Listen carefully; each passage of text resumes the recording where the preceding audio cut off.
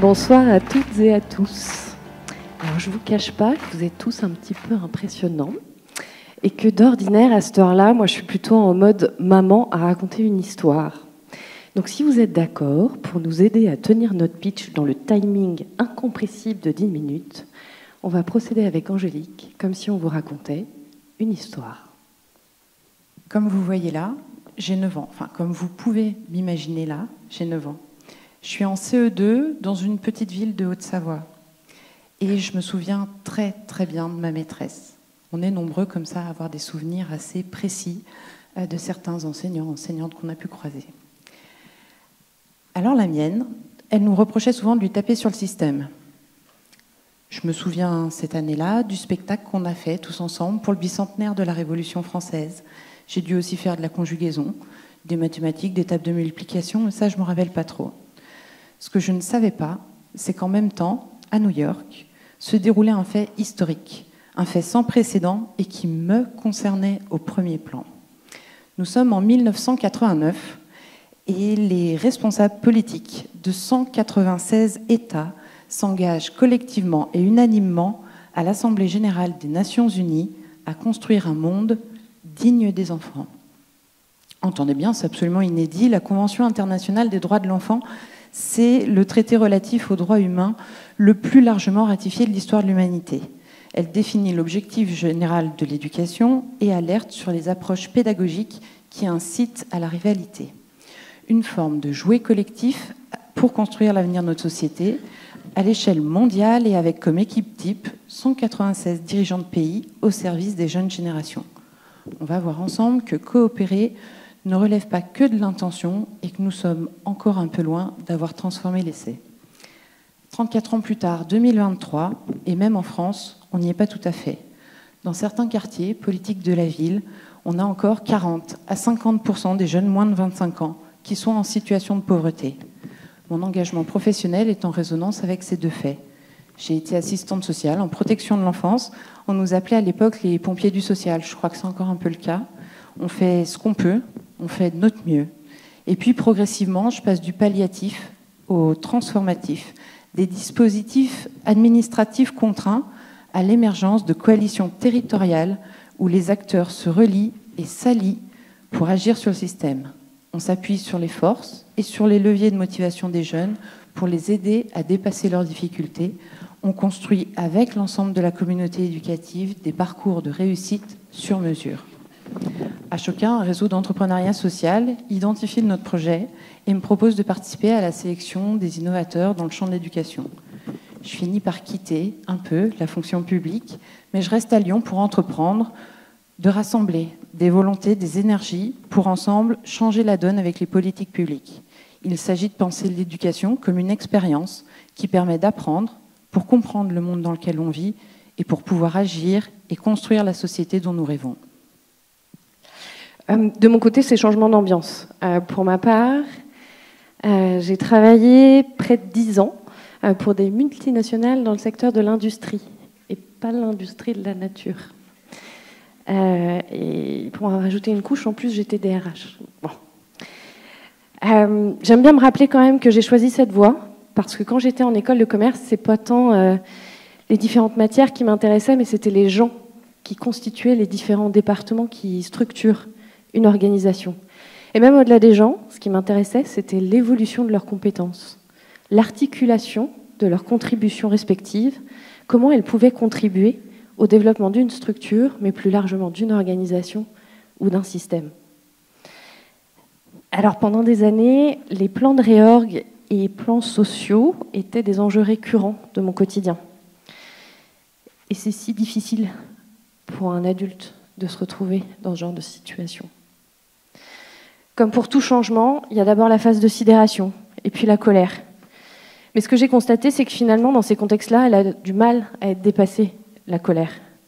Tant les personnes ont un manque de confiance en elles, un manque de certitude quant à la valeur de leurs propres compétences. Et quand on parle de leur capacité à apprendre, n'en parlons même pas. D'autant qu'on sait, peut-être, certains d'entre vous le savent, que certaines compétences ont une durée de vie qui n'excède pas 18 mois. J'ai fait ça pendant quelques années parce que l'entreprise dans laquelle je travaillais, ça me permettait d'accompagner les personnes avec cœur et inventivité. Ça me permettait aussi de travailler avec des acteurs extérieurs à l'entreprise, comme des collectivités ou encore des associations. C'était humain, malgré tout. Et puis un jour, l'entreprise a été rachetée. On m'a demandé alors d'arrêter de réfléchir, puis si je pouvais arrêter de me démener, d'ailleurs, ce serait pas mal. Et ce serait même encore mieux si je pouvais mettre mon cœur et mes émotions de côté. Du coup, ça a été l'étouffement. Et puis la colère. Alors à l'époque, je ne savais pas du tout ce que je voulais faire. Tout ce que je savais, c'est que j'avais envie de contribuer autrement au développement des individus, d'agir davantage à la racine. Et c'est à ce moment-là que j'ai fait le choix d'aller faire un mécénat de compétences chez Ashoka France pour découvrir de nouvelles manières d'agir. Et donc, sans grande surprise, c'est effectivement dans cette ONG qu'on s'est rencontrés avec Tiffaine et qu'on a fait connaissance de manière ponctuelle. L'une était à Paris, l'autre à Lyon. Nos échanges étaient toujours passionnants, mais nous avions parfois du mal à nous comprendre. En fait, on ne parlait pas le même langage, on n'avait pas les mêmes perspectives. Pour rien simplifier, il y en avait une qui se focalisait sur les enfants et les jeunes et l'autre qui se focalisait sur les adultes.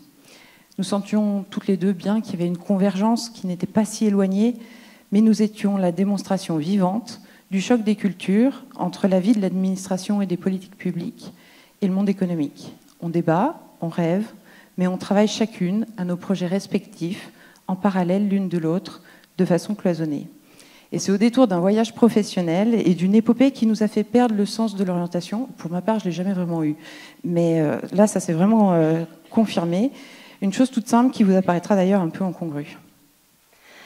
Imaginez-vous le tableau, on était perdus, assis à un arrêt de bus, au milieu de nulle part, et dans un pays qu'on ne connaissait pas.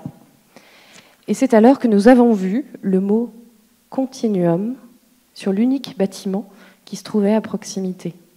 Et là, simultanément, on peut dire que nos deux cerveaux se sont allumés. Ce simple mot « continuum », c'était finalement la pièce manquante de notre dialogue. Parce qu'il n'y a pas les enfants d'un côté et les adultes de l'autre. La vie, c'est un continuum. On passe de l'enfance à la vie adulte. Les enfants côtoient des adultes et inversement. Ça paraît stupide en le disant, je sais. Mais on apprend tout au long de sa vie, de tout type de personnes et de situations. Finalement, ça nous a fait changer de paire de lunettes. Et nos différences sont alors apparues comme des complémentarités, parce qu'avec ce simple mot, ça a été comme une pierre de Rosette, pour percevoir que nous parlions toutes les deux du même essentiel, l'humain. Et que l'on ne peut pas prétendre vouloir agir sur le progrès social sans inclure toutes les étapes de la vie.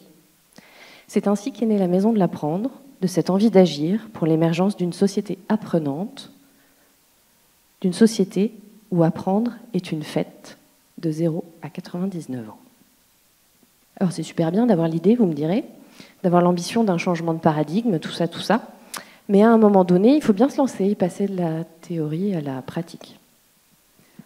Famille, école, activités périscolaires, études supérieures, monde du travail, engagement associatif, vie de quartier. Finalement, chacun de ces espaces de vie influence la façon dont les individus, vous, nous, on apprend et on prend part à la société. Le cloisonnement entre les acteurs qui œuvrent dans ces champs est un frein réel à des parcours d'apprentissage révélateurs de la richesse des talents de chacun. Nous avons partagé notre vision d'un monde où les apprentissages seraient au cœur des préoccupations, un monde où chaque individu aurait la capacité d'être auteur de sa vie et acteur de la société.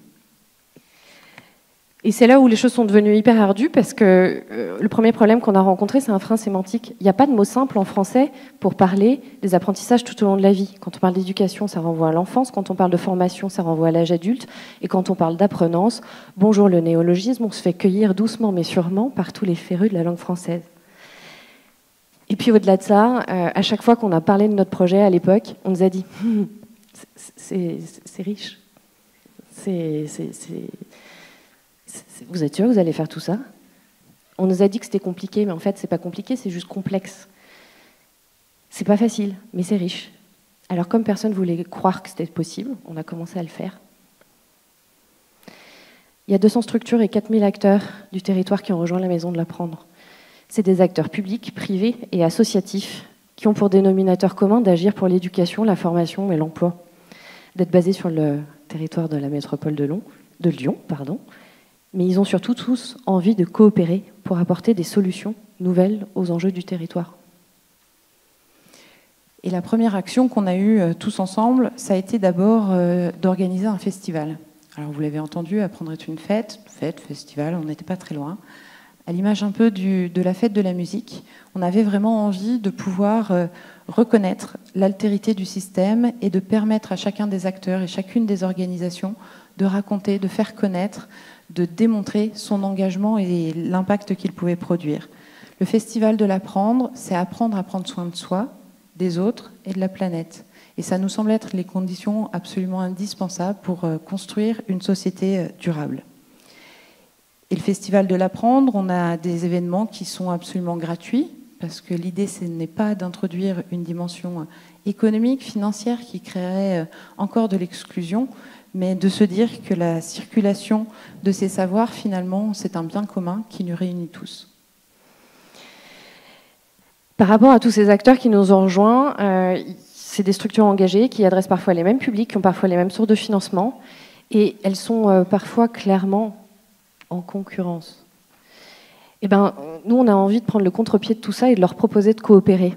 Parce que soit on est en concurrence et on passe son temps à expliquer aux autres qu'on est le meilleur, mais la proposition qu'on a envie de faire, c'est plutôt de mettre cette énergie au bénéfice de nos bénéficiaires, pouvoir en adresser plus ou pouvoir les adresser mieux. Parce qu'effectivement, si on replace les bénéficiaires au milieu de tout ça, les jeunes et les moins jeunes, ben, il est clair que la cause, elle est plus grande que nous, et que le faire ensemble est un indispensable. Qu'il s'agit finalement d'accompagner chacun à changer de représentation sur l'autre, avec un grand A, à changer de regard et de posture pour passer du soi à l'entre-soi, à l'entre-tous. Et on pense que ça va aller, parce qu'on croit que l'avenir s'apprend et se construit ensemble. Merci. Merci.